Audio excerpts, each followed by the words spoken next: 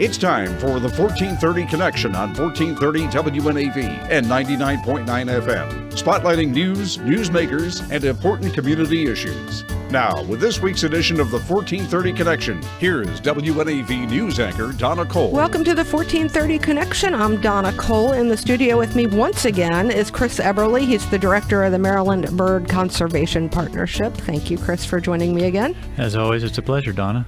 So Chris is back, one, because WNAV is a partner of the Maryland Bird Conservation Partnership, and as such, we take our responsibility seriously. Well, that was part of the reason, but that led me to submit a few FOIAs, Freedom of Information Act request, which compels the receiving agency to provide the information requested, or at least provide a very good reason why they cannot provide that information. And ever since February of 2016, when 13 dead bald eagles were found in a field in Federalsburg, Maryland, I had been requesting not who killed them, but what killed them, because the who didn't seem as important as the what, because if it did it once, it could do it again. Mm-hmm. Correct.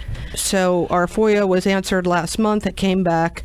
It was poisoning by carbofuran, which is an insecticide, a pesticide, banned by the Environmental Protection Agency. The ban actually started, the phase-out began in the 1990s. Right.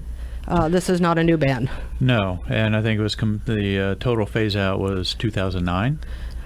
So it is no longer on the market and has not been for now 9 years. But like a lot of these things, it sits on people's shelves in their sheds, and these things last forever. So they're still around, and if people have them, they'll still use them. And it's a scary thought, and that's precisely why I kept saying I don't care about the who. And the U.S. Fish and Wildlife Service did do an exhaustive investigation. They were unable to find out the who. In the case of the 13 dead bald eagles, they were found with a raccoon, and that seemed to be the vehicle for the pesticide. Right.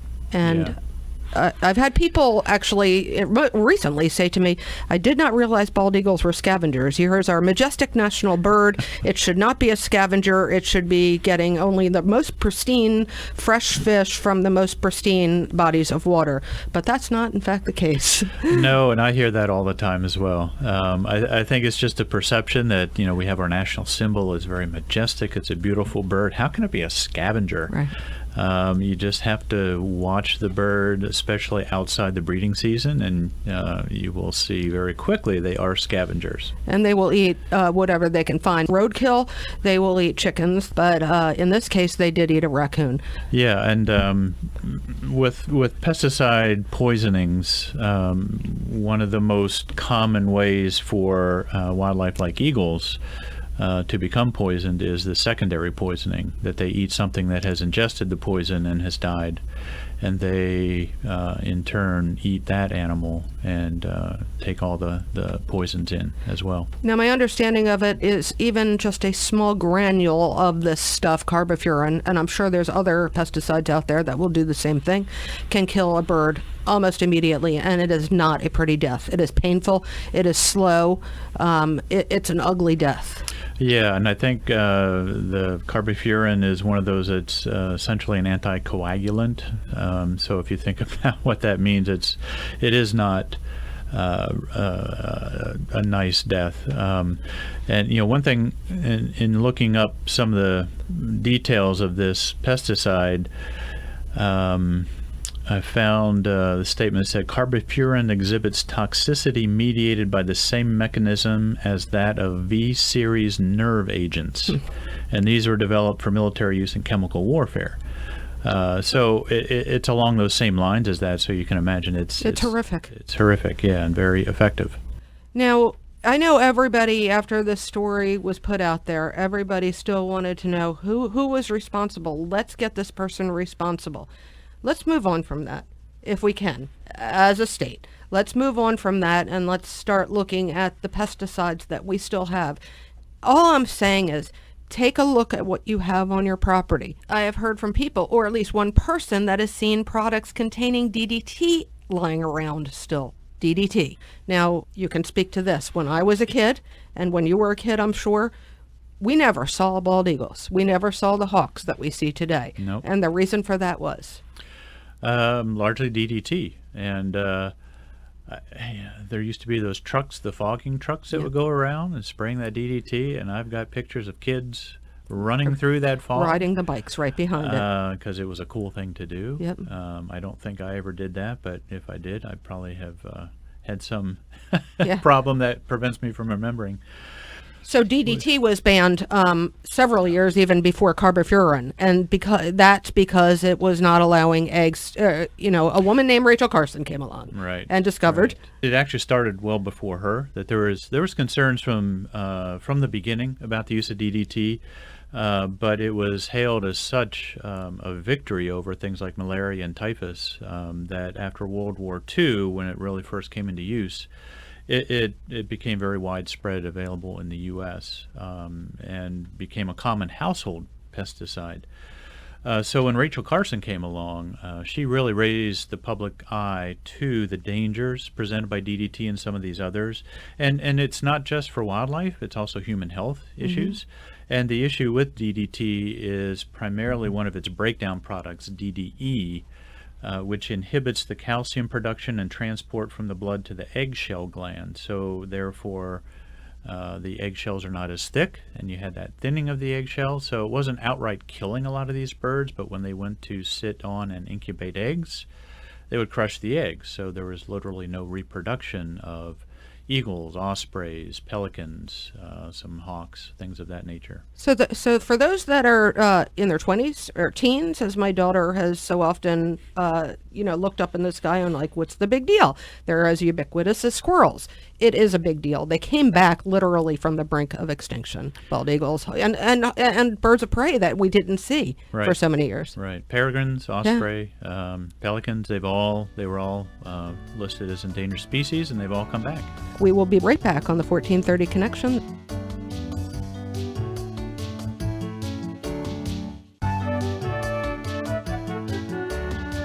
Welcome back to the 1430 Connection. I am Donna Cole. I'm in the studio today with Chris Eberly. He's the director of the Maryland Bird Conservation Partnership.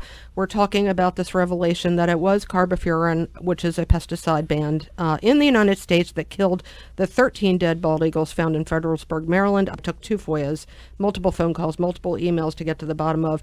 I have another FOIA submitted to the U.S. Fish and Wildlife Service for a case that happened last year, the death of 2 bald eagles, the death of a fox, and the sickening of a 3rd immature bald eagle from something. Awaiting the results from that. Carbofuran, this isn't just something that wildlife needs to be concerned with, or we need to be concerned with about the effects on wildlife, or in fact DDT also, or any number of other pesticides. We need to be concerned with it as humans. Right. A lot of these are intended as insecticides for crops, and so they're sprayed on the crops or pellets put in the ground and absorbed up. As illegal use, they are kind of effective on wildlife as well, and people do that for problem wildlife that they consider, coyotes. That are eating their chickens or eating their crops. Right. Yeah. Right. So those are mammals, and we are mammals, and so the effects of these and a lot of other chemicals over time can have serious impacts on our health as well. Because these crops are maybe ultimately getting to us, or maybe ultimately getting to used as feed corn that will then be used for dog food or for food for us. Right. Yeah. I mean, it's very widespread. In a lot of ways, it's the reason we have all the food we have. So there are positive angles to all these things, but it's usually then the misuse that always grabs the headlines, as it should. And that, I think, is the big thing that we really need to focus our education and outreach efforts on, educating people as to what pesticides, insecticides are no longer legal to use, and we need to encourage the states to have some kind of take-back program for these hazardous materials, in addition to normal hazardous materials, a way that people can safely dispose of old, outdated, and dangerous pesticides. Speaking of Maryland, the Maryland Department of Agriculture responded to my request for any information regarding this case. They are starting a new presentation when somebody goes to recertified as a licensed pesticide applicator. That's for the licensed pesticide applicators. Now, who didn't respond to my request is the Maryland Department of Environment, which would oversee something like a take-back program. Right, and I was looking at their website. And they do have hazardous material information, which this would fall under, but it wasn't really clear what somebody could do if they had outdated pesticides, where they could take it. There was no real obvious mechanism for someone to take action if they wanted to dispose of these properly. The people of the Eastern Shore, those that I know, farmers, hunters, they are concerned with conservation. They are concerned with sustainability. They don't want to see this happen. They don't want to see 13 dead bald eagles in a field. Even those that I've heard from that still have some of the stuff lying around that shouldn't have it lying around, there does need to be some way of getting this out there. I will continue, I promise you this, I will continue asking the Maryland Department of Environment for answers. And I will continue. We've also had requests for the governor's statement. I will continue asking until I get statements from or answers from those officials that should be speaking about this. I cannot say how much I appreciate the efforts that you go through, putting these FOIAs out there, getting this information, and pursuing until these requests are actually answered, which I know for the Federalsburg Eagle issue took a couple of years of all that. So it's efforts like what you're doing that really, I think, help make the public aware that there are problems and get the right people thinking about solutions. Shortly after I recorded this interview with Chris, I did hear back from the Maryland Department of the Environment. They directed me to their website, which is mde.maryland.gov/programs/land/recycling and operations program. That provides a list of county-specific contacts that led to a conversation with Jake Jacobs, Caroline County Facilities Superintendent and Recycling Coordinator. I wanted to share the information he provided in this interview because it is so very important. Again, Jake Jacobs. If people still have DDT or carbofuran or even legal pesticides, those two are banned. But if they have them lying around, what should they do with them? They should collect them, save them in a safe place until they can take them to one of our 2 HHW, which stands for Household Hazardous Waste Collection Days. We always have one in the fall and one in the spring. And the next one is in the fall, and it's on November 17th, and it's at Talbot County at the Midshore 1 landfill on Barker Road. Okay. And this is for Talbot, Kent, Yes. Queen Anne's, and Caroline counties. They all go to the same facility. There's 2 different times of the year they can do so, right? That's correct. We rotate between the 4 counties, so each county does it once every 2 years. Is that right? Yeah, that's right. So the next one is in the spring. I think the next one is in Kent County, but I'll have to check. And there are no questions asked if somebody does want to bring in a pesticide that was either banned in the 1970s or the 1990s, right? I've never heard anyone make a fuss about anything that's brought in. We just want it to be safe to be dealt with. Yes. This is Donna Cole on the 1430 Connection. We will be right back.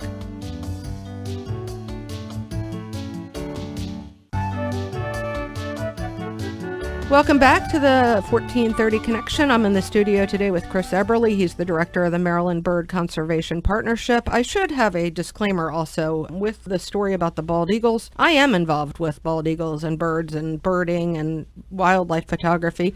And this past year was my first year as a bald eagle nest monitor that is run through the Maryland Bird Conservation Partnership. And Chris would be happy to answer more about those questions if you email him or look at marylandbirds.org. Yep. It's all there. I enjoyed doing it. There was triumph and there was tragedy. What can the Maryland Bird Conservation Partnership do? And you are tasked with a collaborative, sustained effort to conserve Maryland birds and their habitat. This is right up your alley. This is this issue, yeah? Yeah, it is. It is not something that has been front and center to this point. Unfortunately, it sometimes takes a story like these bald eagle poisonings to really bring it to the forefront. American Bird Conservancy, another one of our partners, has a very good pesticides program, and they have a lot of good information, and I think that is something that we need to start looking at in terms of boiling it down to Maryland and what we can do in Maryland to help educate people about the dangers of these things. I think in some cases it's just people don't know and they misapply the pesticides, or as you said, they have these old things laying around. Oh, well, let me just use this, and they don't realize what the risks are. Right, and we talked about that before going into this interview. I do think that in some cases, farms, there's a turnover in personnel, people die, whatever have you, labels get lost, and somebody finds something in their shed, and oh, let me try that on this raccoon or this the mice or whatever it is, and Right. yeah. And unfortunately, law-abiding people will try to follow the law and do the right thing. A lot of cases, though, that we find with wildlife poisonings are actually intentional for people to try to get rid of other things. And, I'm not sure the best way to go about changing those attitudes, but I think what we need to focus on are the people that are open to the message and the agencies that can have a positive impact on changing the way things are done, the way these pesticides are distributed, disposing of them in a proper way as well. And you said there was a Maryland wildlife... The State Wildlife Action Plan, Right. Which is one of the primary mechanisms that the Maryland Bird Conservation Partnership works through to implement priorities for bird conservation in this state. And I was looking through that plan yesterday, and I could only find one paragraph that specifically discussed insecticides and pesticides. So I think it's a growing issue. There was a lot of research done into that State Wildlife Action Plan, but I think there are so many things that have been happening in the last few years that are really raising this. New pesticides coming out, these neonicotinoids that are replacing things like carbofuran, that have less acute toxicity overall, but still for small birds especially, 1 grain can kill them. So a lot of education, education about proper application. And I know you had your glyphosate issue. I did.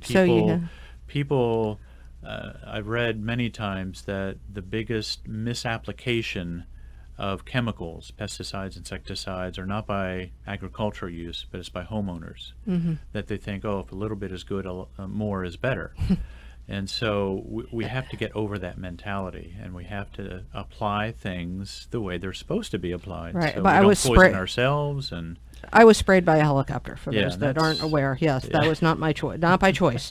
So these pesticides are dangerous. They're dangerous to our wildlife. They're dangerous to bald eagles. They are dangerous to foxes. They are dangerous to humans. And I think the more that people communicate with state agencies like Maryland Department of the Environment, the more they will understand there is a problem, and people are actually interested in knowing the right thing to do.